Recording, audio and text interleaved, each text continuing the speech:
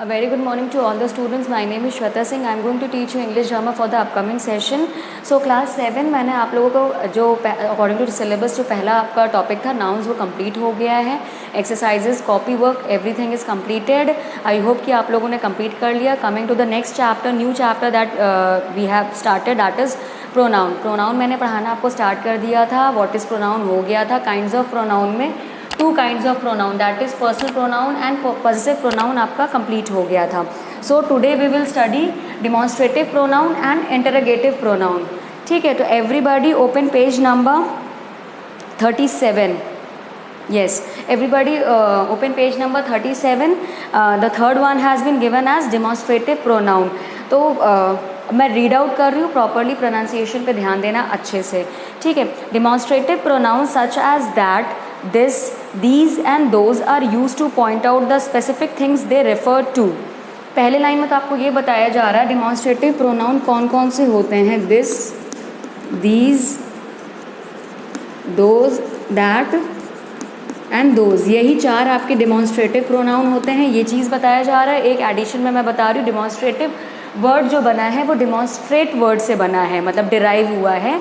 तो डिमॉन्स्ट्रेट का मतलब होता है किसी की तरफ इशारा करना, या मतलब किसी चीज़ का डिमॉन्स्ट्रेशन प्रॉपरली बताना कि किधर है, कैसे है. डिमॉन्स्ट्रेशन एक काइंड ऑफ होता है. आई होप थोड़ा क्लियर हुआ. अब देखो आगे passage, page number 37.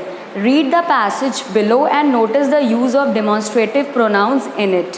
These are the gifts that my aunt gave me last year. That is the box in which my aunt brought all these gifts. My favorite among these is the Diary of the Guevara. You must read this. The above words in bold replace or point towards the noun and are called demonstrative pronouns. अब इसका मतलब समझो. ये जो आपका passage है, ma'am यहाँ passage नहीं लिख रही हैं, अब आप लोग बुक की तरफ देखो और सुनते जाओ मैम को. इसमें सीधा सीधा है कि हमारे फोर होते हैं demonstrative pronounce. This, that, these, those. ठीक है. दिस और आपका दीज, दिस और दीज आपके नियर बाई ऑब्जेक्ट्स के लिए होते हैं. नियर बाई मतलब जो पास में हैं, और दैट और दोज मतलब जो ऑब्जेक्ट्स आपके दूर हैं. ध्यान से समझना. दिस और दीज फॉर जो नियर बाई हैं, और दैट और दोज मतलब जो दूर हैं आपके ऑब्जेक्ट्स, उनके लिए बोला जा रहा है. ऑब्जेक्ट्स के बारे में बात हो रही है. ठीक. अब दिस और दैट सिंगुलर के लिए यूज़ होता है. दीज और दोज प्लूरल के लिए यूज़ होता है. दिस और दैट सिंगुलर के लिए यूज़ होता है. दीज और दोज प्लूरल के लिए होता है. यही दो फंडामेंटल पे आप लोग डिमॉन्स्ट्रेटिव प्रोनाउन बहुत अच्छे से समझ सकते हो. अब ये जो 3 लाइन या 4 लाइन स्टेटमेंट आपको बताया गया है, उसमें ये बताया जा रहा है कि एक बच्चा होता है जिसके आंटी ने लास्ट ईयर मतलब पिछले साल उन्होंने गिफ्ट दिए थे. उनके बर्थडे पे बहुत सारे गिफ्ट्स दिए थे. ठीक है. तो वही वो गिफ्ट्स एक टेबल पे रखा रहता है, और जिस डब्बे में वो गिफ्ट लाता है वो थोड़ा दूर रख देता है. तो पहले लाइन में कहता है these are the gifts that my aunt give, मतलब कि ये जो टेबल पे जो इतने सारे गिफ्ट्स रखे हैं ये मेरी आंटी ने पिछले साल, मतलब आंट ने पिछले साल लास्ट ईयर मेरे को बर्थडे पे या किसी ओकेजन पे गिफ्ट दिया है, प्रेजेंट किया है. और जिस डब्बे पे लाए हैं, जिस डब्बे में लाए वो दैट हो जाएगा. ये गिफ्ट्स हैं, दीज हैं. एक गिफ्ट तो है नहीं, बहुत सारे गिफ्ट्स हैं, तो प्लूरल हुआ. These gifts. दैट बॉक्स, एक बॉक्स है. दैट बॉक्स वो दूर है. दूर मतलब कि दैट हमने यहाँ पर रिप्रेजेंट किया है. दैट और दोज ही आपका फार बाई ऑब्जेक्ट्स के लिए होता है. ठीक है. Coming to the third statement, my favourite among these is the diary of the Guevara. मतलब कि उस बुक्स टेबल पे जो बहुत सारे गिफ्ट्स रखे हुए हैं उसमें एक बुक है जिसका एक पर्सन नाम, मतलब कि प्रॉपर एक ऑथर है, उसकी बुक है, लेकिन उस बच्चे की वो फेवरेट बुक है. तो वो उसको डिनोट करती है कि इतनी सारे गिफ्ट्स में मेरी फेवरेट ये जो गिफ्ट है वो ये गिफ्ट है, ये जो बुक है वो मेरी फेवरेट है. और फिर वो सामने वाले जिस इंसान, फ्रेंड या जिससे भी बात करी, उससे कह रही तुम भी इसको पढ़ना. इसको पढ़ना मतलब इस बुक को पढ़ना, दिस बुक को पढ़ना.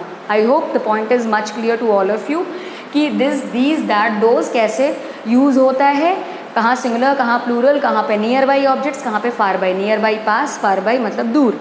ठीक है. अब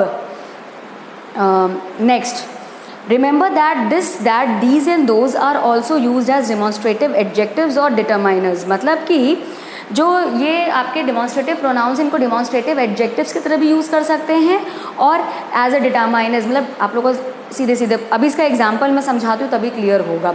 when these words qualify nouns they play the role of demonstrative adjectives. कब डिमॉन्स्ट्रेटिव एडजेक्टिव्स बन जाते हैं? जब वो नाउन्स को क्वालिफाई करते हैं, मतलब नाउन के बारे में और उसको बारे में मतलब क्वालिफाई करते हैं, मतलब विशेषताएँ एक मतलब और उसको फीचरिस्टिक अप्रोच के साथ और अच्छे से बताते हैं उसके बारे में। किसके बारे में? नाउन्स के बारे में। एग्जाम्पल मैं 2 लाइन ध्यान से पढ़ रही हूँ, ध्यान समझना। I like the colour of this dress. I like the colour of this dress. And the second one is this is the dress that I wish to buy for my birthday. पहले वाले में dress, particular dress के बारे में बात हो रही है कि ये जो ड्रेस है इसका कलर मुझे पसंद है। क्वालिफाई कर रहा है ना, ड्रेस तो है, नाउन है, बट वो क्वालिफाई कर रहा है कि कलर ऑफ दिस ड्रेस, मतलब इस ड्रेस का कलर, तो वो दिस होगा, वो डिमॉन्स्ट्रेटिव एडजेक्टिव होगा। लेकिन दूसरे वाले में हम, वो मेरी विश है कि दिस इज़ द ड्रेस, हाँ मतलब कि ड्रेस एक रखी है कि एक दुकान में जाती है, this is the dress I wish to wear on my birthday, मतलब कि मेरी विश है, मेरा ड्रीम है कि मैं ये वाली ड्रेस, कोई क्वालिफाइड नहीं है कि यही ड्रेस, भाई एक ड्रीम है कि हाँ मुझे पहनना, विश कर रही है, तो वहाँ पे डिमॉन्स्ट्रेटिव प्रोनाउन की तरह यूज़ हो रहा है, दिस इज़ द ड्रेस। वहाँ पे डिनोट हो रहा है दिस इज़ द ड्रेस, मतलब कि नियर बाई है, पास में। तो आई होप तुम लोग को ज़्यादा क्लियर हो रहा होगा। अगर क्वेरी होगी तो ज़रूर पूछना, ठीक है। एक बार रीड आउट करोगे तो पॉइंट्स आपके बट नेचुरल क्लियर होने लगते हैं, ठीक है। अब coming to the practice time 3। अच्छा मैं ये आप लोग को स्टार्टिंग में मैंने ये चीज़ नहीं बताई थी, तो मैं अभी बोल दे रही हूँ कि डोंट एक्सपेक्ट कि श्वेता मैम सारे तुम लोगों को एक्सरसाइजेस करवाएंगी, वो करवाना तो बाद में है, लेकिन अभी मैं पूरा पहले आप लोग को चैप्टर समझाऊंगी प्लस टॉपिक। प्रैक्टिस टाइम जो आता जाए उसको अटेम्प्ट करो, मैंने कोई मना नहीं किया है, बट श्वेता मैम हर एक टॉपिक पढ़ाएंगी फिर काम फिर पढ़ाएंगे नहीं, तुम लोग अटेम्प्ट करो। क्लास 7 में बड़े बच्चों तुम लोग अटेम्प्ट करो, मैं आगे तुम लोग को फाइनली जब पूरा टाइप्स ऑफ प्रोनाउंस का चैप्टर पूरा एक्सप्लेनेशन हो जाएगा देन मैं आ जाऊंगी, मेरे पास पूरे आंसर्स हैं, बट मैं अभी से तुम लोगों को रट्टाफिकेशन नहीं करवाना चाहती, ठीक है। Coming to the next pronoun that is interrogative pronoun. Interrogative pronouns page number 37 such as who, whose, which and what are used to ask questions। मतलब कि who, whose, which and what। Look at the use of interrogative pronouns in the following sentences। Who is the Prime Minister of India? Whose is this? What does your father do? Interrogative pronoun बहुत ही easy है, मैंने बहुत बार explain किया, लेकिन मैं फिर से इन अ concise वे में एक्सप्लेन कर रही हूँ।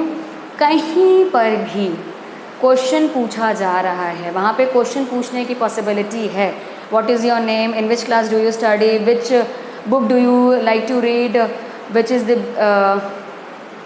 विच इज़ योर फेवरेट गेम, मतलब कुछ भी क्वेश्चन पूछने की पॉसिबिलिटी है, क्वेश्चन पूछा जा रहा है, विद क्वेश्चन मार्क है, आप वहाँ पे आंख बंद करके वहाँ पे इंटरोगेटिव प्रोनाउन ही होगा, that's final. Who, whose, which, what से अलग अलग टाइप के क्वेश्चंस ही बनेंगे, स्टेटमेंट नहीं बनेगा। Is that clear? This is very easy, you need to read it. Coming to the next page that is 38, again the practice time 4। Fill in the blanks with appropriate interrogative pronouns. हाँ वैसे easy है। The first one is who wants to work on this mathematics project, कौन maths के project में काम करना चाहता है, कौन, हु। सेकेंड है what is the dash is the medium of instruction in your school, आपके स्कूल के में कौन से मीडियम से पढ़ाई होती है, हिंदी मीडियम और इंग्लिश मीडियम, ये आंसर होगा, बट कौन से medium, what is the medium of instruction in your school, ठीक है। ये क्लियर हो रहा है, ऐसे आप लोग अटेम्प्ट करिएगा। So this was the end of the session. Class 7 students, the homework is for today. आपको सारे प्रोनाउंस, ऐसा नहीं कि मैम ने 2 पहले पढ़ा दिए तो ये 2 बस पढ़ने हैं और कुछ नहीं, ये चारों आपको per day starting of the chapter से आपको रीडिंग करनी है। जितनी रीडिंग की हैबिट डालोगे उतने ही तुम लोगों को क्लैरिटी ऑफ द टॉपिक होगा, समझ में आएगा। और एक्सरसाइजेस डू अटेम्प्ट करिए, नहीं आएंगे कोई प्रॉब्लम नहीं, मैम हैं बताएंगी, बट मैं लगातार इसलिए नहीं करवा रही बिकॉज तुम लोग की आदत होगी ना कि लिख लोगे सीधे सीधे आंसर, फिर फोटो खींच के भेज दोगे ग्रुप में, know that is not acceptable. Is it clear? So we'll meet you in the next session. Thank you.